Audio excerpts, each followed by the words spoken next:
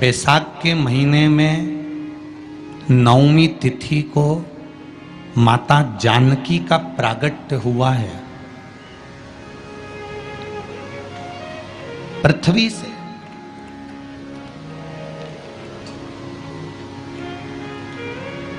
कभी एक विचार करिएगा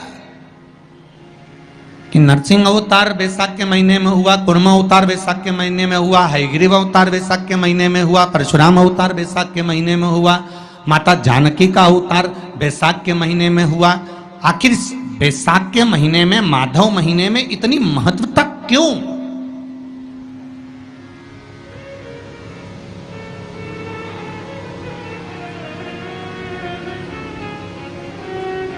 बैसाख के महीने में पड़ने वाली एकादशी, चतुर्थी, प्रदोष,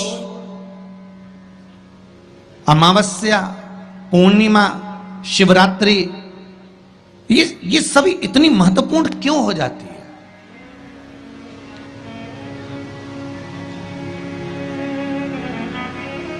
इसकी महत्वता इतनी प्रबल क्यों हो जाती है?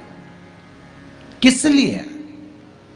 क्योंकि बैसाख का जो महीना पड़ता है, सूर्य की संपूर्ण तपन, सूर्य देव अपने पूर्ण तेज के साथ में, पूर्ण तेज के साथ में मृत्यु लोक के निवासियों पर, चाहे जलचर हो, थलचर हो, वायुचर हो, चाहे जो जीव हैं, उस पर जब किरण फेंकते हैं तो संसार का जो मनुष्य है उस पर जब ताप पड़ता है तो ताप पड़ने के कारण उसके मुख से भगवान का नाम निकल ही जाता है, स्मरण नाम निकल ही जाता है। जब उसके मुख से भगवान का नाम निकलता है तो वो भगवान की शरणागति खुद ग्रहण कर लेता है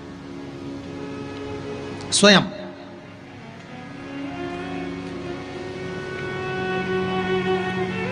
शरणागति ग्रहण कर लेना।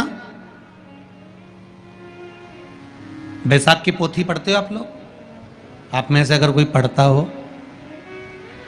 बैसाख महीने की पोथी, तो उसमें एक वर्णन आता है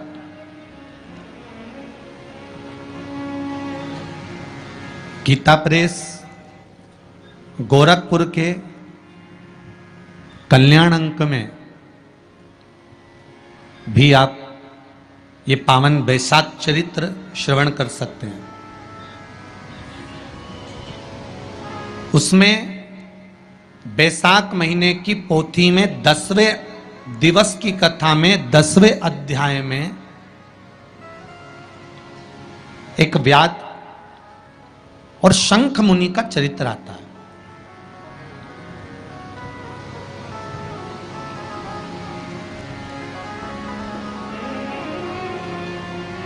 शंख मुनि एक बार निकलकर भगवान शंकर के मंदिर में जल समर्पित करने के लिए जा रहे थे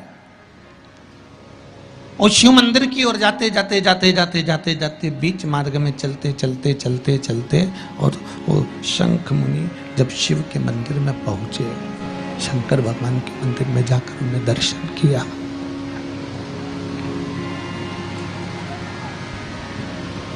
जल का पात्र उठाया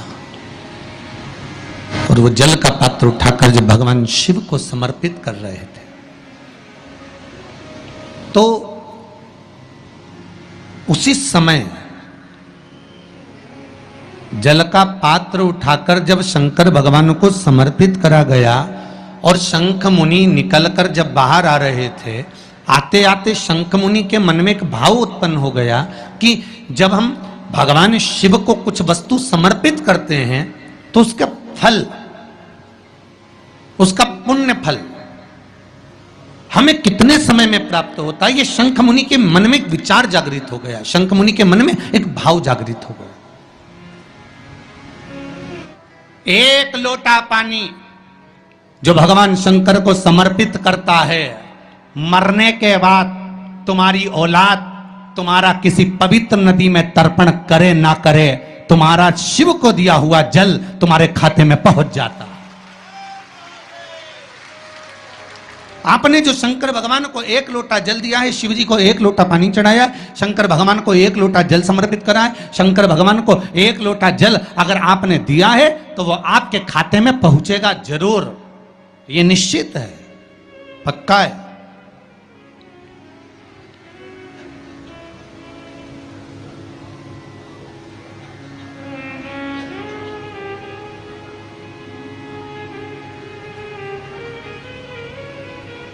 और शिव भक्ति के अनुसार, शंकर भगवान के अनुमोदन के अनुसार, पहले भी कथा में कहा, आज फिर कह रहे हैं, आप जब शंकर भगवान को एक लोटा जल समर्पित करते हो तो वो 33 कौटि देवताओं के हिस्से में चले जाता है, एक भाग पितरों के हिस्से में चले जाता है, एक भाग आहूतों के हिस्से में चले जाता है, एक भाग वाचुकों के हिस्से में चले जाता है। आपने जो भगवान को दिया वो धीरे धीरे धीरे धीरे धीरे धीरे धीरे बढ़ता चले जाता है, भगवान के धामों में पहुंचता चले जाता है। जिन जिनको आपने नहीं भी दिया, शंकर भगवान पे चढ़ा हुआ जल उन तक भी पहुंच जाता है। ये केवल आपकी निर्मल और आनंदित भक्ति के बल पर पहुंचता है, भक्ति के बल।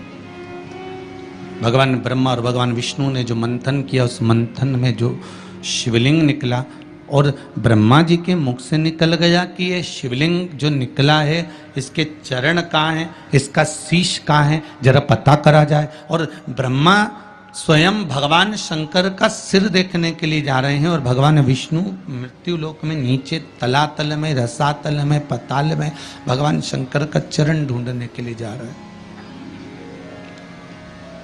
भगवान शिव का चरण।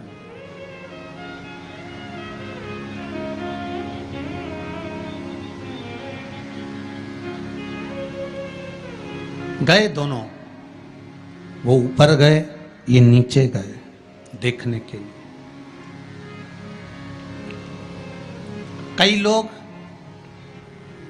शिव महापुराण की कथा, स्मरण, भजन, कीर्तन सुनने के लिए नहीं जाते हैं। मंदिर में कई लोग भगवान शंकर पर जल चढ़ाने नहीं जाते हैं। कई लोग ये देखने के लिए जाते हैं कि कौन आया कौन नहीं आया, किसने सुना और किसने ना सुना, किसने धारण करा किसने ना करा।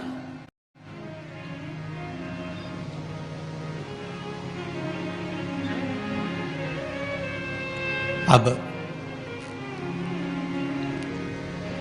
ब्रह्मदेव ऊपर गए, इतने ऊपर पहुंच गए, इतने ऊपर पहुंच गए, इतने ऊपर पहुंच गए कि उनके भीतर अभिमत्ता, अहंकार थोड़ा थोड़ा समाहित होने लगा और उन्होंने केतकी के पुष्प को तोड़ लिया और केतकी के पुष्प से कहा कि तुम नीचे चलो मेरे साथ में, भगवान विष्णु के सामने चलकर कह देना कि मुझे भगवान शंकर का शीश मिल गया। केतकी के फूल ने कहा कि यदि मैं झूठ बोलूंगा तो वो श्रेष्ठता कैसे रहेगी।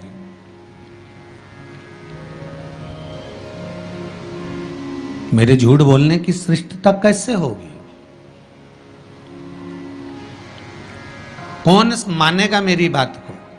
सामने से गौ माता निकल कर जा रही थी, गाय से कह दिया तुम चलकर कह दो कि तुम चलकर कहो